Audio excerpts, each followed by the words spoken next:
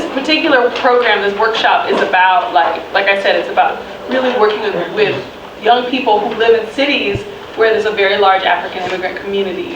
And obviously, I know a large majority of you in the room right now come from the Somali community.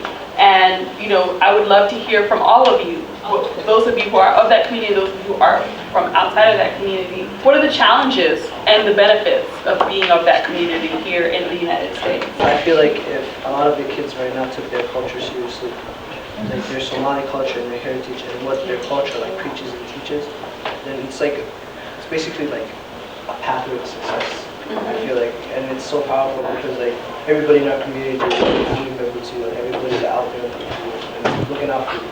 And I think it's like, I feel like it's like a big family. Right. I mean, I love that you're saying that, like, to honor ourselves is a pathway to success, right? That's really powerful.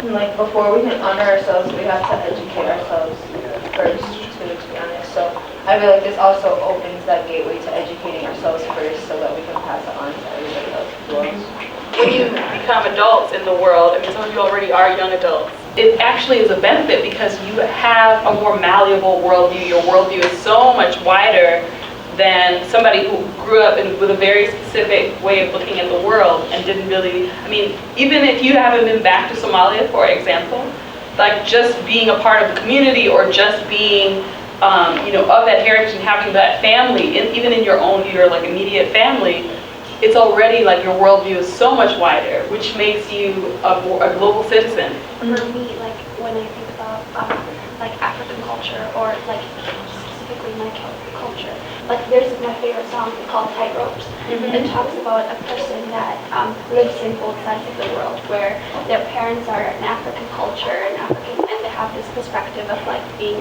you know, kind of grounding you, and then you come to school to a Western culture where you feel like, you know, you get to experience different people's perspective. So when you grow up, I feel like you get to pick and choose from both sides of the world. Right. So you get to be cultured and kind of have a mentality of like priorities, you know, based off of your African culture, or because there's so many different priorities between Western cultures and African culture. African culture, family comes first. You know, there's a we mentality instead of a me mentality. Sure. So when you come to the Western culture, there's also the fact that you kind of liberate yourself into figuring out who you are.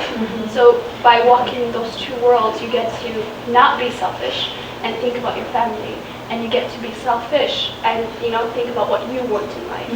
So I guess we have that benefit. Right, the best, you can take the best